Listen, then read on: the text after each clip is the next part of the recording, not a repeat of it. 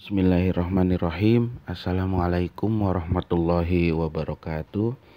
Anak-anakku sekalian, Alhamdulillah kita bisa jumpa melalui daring ini. Mudah-mudahan sehat semua masih ya. Jaga kondisi tetap di rumah saja, jangan keluar bila tidak ada sesuatu yang mendesak atau tidak terlalu penting.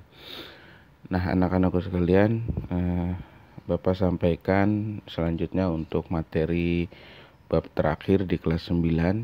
Kita langsung saja, yaitu bab 12 ya. Di bab 12 silakan dilihat di buku, yaitu tentang tradisi Islam Nusantara.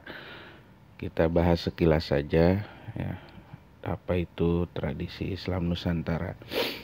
Di bab 12 ini kita bahas tentang tradisi Islam Nusantara. Sebelumnya kita review dulu, kita pernah bahas bahwa Islam itu, agama Islam ya, masuk ke Indonesia atau ke Nusantara ini ya, itu kan melalui beberapa jalur ya. Pertama, perdagangan ya, dari Gujarat Arab masuk ke Indonesia. Kemudian ada juga melalui pernikahan, ada juga melalui pendidikan ya. Nah, oleh karenanya kesemuanya ini saling mempengaruhi dan meninggalkan warisan ya, warisan atau budaya. Nah, inilah pintu masuk. Kemudian ada tradisi-tradisi Islam di Nusantara. Kita lihat apa saja yang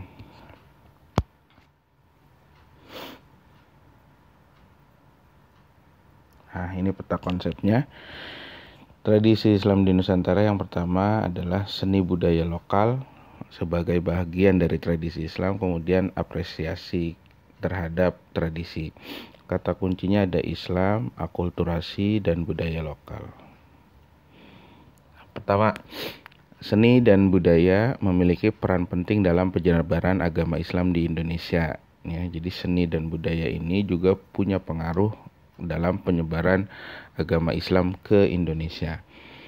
Kedua, hubungan Islam dengan seni dapat dilihat dari teks-teks klasik seperti lirik dan nazom. Nazom itu seperti syair-syair yang dibuat oleh para ulama, yang itu isinya itu untuk misalkan tentang ketuhanan, tauhid, dan lain sebagainya.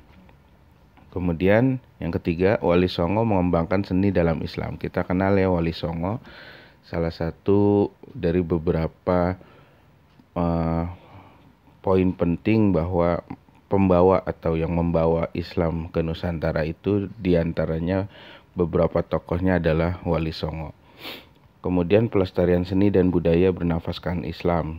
Jadi seni budaya yang bernafaskan Islam ini ternyata dilestarikan oleh para pendahulu kita yang membawa agama Islam masuk ke Indonesia. Nah, kita lihat seni budaya lokal sebagai bagian dari tradisi Islam. Pertama, seni atau kesenian merupakan bagian dari kebudayaan ya. Jadi jelas seni itu bagian dari kebudayaan. Kemudian kebudayaan diartikan dalam hal-hal yang berkaitan dengan pertama budi dan kedua akal. Jadi sesuatu yang berkaitan dengan budi pekerti dan akal pikiran itu masuk dalam kaitannya kebudayaan. Kemudian tradisi adalah adat kebiasaan turun-temurun dari nenek moyang yang masih dijalankan. Nah, ini yang disebut tradisi. Jadi kalau ada sesuatu acara, kegiatan, atau sebagainya yang masih dijalankan di masyarakat, yang itu dari turun-temurun nenek moyang kita, nah itu dinamakan tradisi. Kalau sudah tidak dijalankan, maka dia bukan tradisi. Kemudian kebudayaan Islam di Indonesia berkembang setelah terjadi akulturasi. Nah, akulturasi itu apa?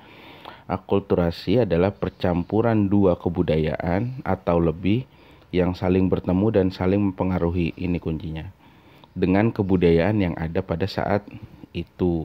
Contoh misalkan dulu ada kebudayaan tentang gamelan misalkan. Di wilayah Jawa sangat menggemari wayang atau gamelan.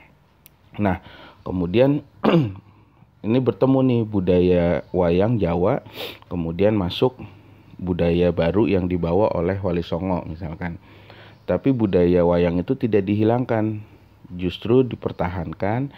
Kemudian budaya itu bertemu atau saling mempengaruhi dengan kebudayaan Islam, misalnya dengan nilai Islam. Maka wayangnya misalkan dimasukkan cerita-cerita tentang Islam dan lain sebagainya. Nah, itu maksud contoh dari akulturasi. Kemudian unsur-unsur budaya setempat yang bernilai Islami dilakukan oleh para mubalik dalam menyebarkan agama Islam di Indonesia. Sudah jelas ya, bahwa Islam ini melalui budaya juga dibawa oleh para mubalik yang menyampaikan dakwah risalah Islam di Indonesia. Nah, kita lihat contohnya misalkan, jadi seni budaya lokal itu bisa berbentuk tradisi, upacara ya, acara keagamaan, atau bisa juga berbentuk bangunan, peninggalan bangunan bersejarah. Misalkan contoh upacara grebek ada di wilayah Jogja, Demak, Surakarta, dan Cirebon. Ya, grebek itu menggiring raja atau pembesar. Ini dilakukan pada hari raya Idul Fitri, Idul Adha, dan Maulid. Kemudian gamelan ya di Jawa tadi pertama kali dibawa oleh Sunan Bonang termasuk Wali Songo untuk menyesuaikan dengan corak budaya Jawa yang menyukai wayang dan gamelan. Syair-syairnya diselingi kalimat syahadat. Nah, itulah yang dimaksud akulturasi. Jadi diselingi oleh nilai-nilai Islami. Kemudian perhitungan tahun Saka atau Caka ya di Jawa. Ini juga proses akulturasi dengan budaya Hindu-Buddha yang menggunakan perhitungan waktu dengan sistem angka. Kemudian pesta Tabuik di Sumatera, Pariaman. Ini adalah memperingati hari Asyura, di mana hari Asyura itu juga latar belakang sejarahnya adalah gugurnya Husain bin Ali, yaitu cucu Nabi Muhammad SAW. Terus ada juga misalnya acara Sekaten di Jogja. Sekaten ini rangkaian kegiatan tahunan sebagai peringatan Maulid Nabi yang diadakan oleh Keraton Surakarta dan Yogyakarta. Nah, ternyata kalau kita lihat dulu misalkan ketika saya di Jogja, itu setiap acara Sekaten masyarakat Jogja itu penuh menghadiri, datang ke alun-alun. Nah, di depan alun-alun itu sebelum kita masuk ketika acara Sekaten itu selalu ada gapura. Nah, ada sebuah gapura gitu ya. Nah, di sininya itu bertuliskan kalimat syahadat, asyhadu alla ilaha illallah dan seterusnya gitu ya. Nah, ternyata Sekaten itu diambil dari kalimat ini. Ini namanya kalimat apa? Syahadatain. Dua kalimat syahadat. Nah, dulu orang Jawa mungkin menyebutnya masih terlalu sulit sehingga menjadi Sekaten. Sekaten itu sebelah syahadatain. Maka di sini dituliskan kalimat syahadat. Nah, itu salah satu bentuk akulturasi. Jadi bagaimana upacara Maulid Nabi itu disebut Sekaten dan ada nilai-nilai atau istilah-istilah Islam di situ. Kemudian dari segi bangunan misalnya kita lihat ada Masjid Raya Baitur Rahman Aceh ya di Aceh. Ada Masjid Agung Banten. Ada Masjid Agung Demak ya di Kauman Demak dan lain sebagainya. Bangunan-bangunan bersejarah yang juga merupakan tradisi atau peninggalan warisan kebudayaan Islam. Nah, faktor tradisi upacara ada. Kenapa sih ada acara-acara seperti itu, tradisi-tradisi itu? Nah, ternyata ada 3 faktor yang bisa kita lihat yang mempengaruhi adanya tradisi itu. Pertama dari pernikahan. Tadi ya jelas ya. Ada persilangan atau hubungan sehingga dari pernikahan itu muncul tradisi-tradisi ya. Kemudian dari kelahiran ya. Misalkan di kita ada tradisi 7 bulan ya atau 7 bulanan dan lain sebagainya. Terus ada kematian misalkan di kita ada haul, ada 100 hari, 40 hari dan sebagainya. Nah, ini semua adalah faktor-faktor yang bisa dilihat dari tradisi dan upacara adat Nusantara. Nah, itulah jadi hikmahnya kenapa kita perlu mengingat, mempelajari, membahas tradisi Islam Nusantara. Pertama, kita bersyukur karena apa? Berkembangnya umat Islam ya di Nusantara ini, di Indonesia. Kemudian kedua, agama Islam menyatu dengan masyarakat. Jadi dengan adanya tradisi Islam Nusantara, sehingga agama itu khususnya Islam dia menyatu dengan aktivitas-aktivitas sosial masyarakat. Ketiga, sendi-sendi kehidupan memiliki nilai Islami. Jadi semua sendi kehidupan ada nilai-nilai Islaminya. Kemudian hubungan manusia dengan Allah dalam aspek sosial budaya. Jadi tradisi Islam Nusantara juga upacara keagamaan itu bisa menjadi wasilah antara hubungan manusia dengan Allah atau hablum minallah. Yang kelima, warisan ilmu pengetahuan kepada generasi selanjutnya kepada sampai ke kita nih. Bayangkan kalau dulu tidak ada yang membawa Islam ke Nusantara, mungkin kita belum bisa menikmati agama Islam ini dengan baik.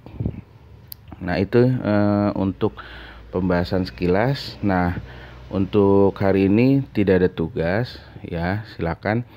Cuman untuk saya arahkan untuk membaca saja. Baca buku PAI, buku paket PAI halaman 193 sampai 200. Nah, ini untuk melengkapi pemahaman kalian tentang bab ini, tentang bab 12 tradisi Islam Nusantara. Jadi silakan dibaca saja, tidak ada tugas yang perlu dikumpulkan. Kemudian Bapak sampaikan juga untuk tugas yang bab haji dan umroh, yang tugas wawancara yang divideokan, mengingat kondisi seperti ini maka tugas itu dibatalkan ya. Jadi tugas video wawancara haji dan umroh dibatalkan. Jadi nanti bisa fokus untuk persiapan US saja ya, US atau ujian sekolah sesuai yang kisi-kisinya sudah pernah di-share ke kalian. Nah, itu saja ya, mudah-mudahan tetap sehat, tetap semangat, dan jaga kondisi apapun. Mudah-mudahan cepat berlalu kondisi ini dan kalian bisa belajar lagi dengan baik. Mudah-mudahan semua ini ada hikmahnya bagi kita semua. Terima kasih. Wabillahi taufiq wal hidayah. Wassalamualaikum warahmatullahi wabarakatuh.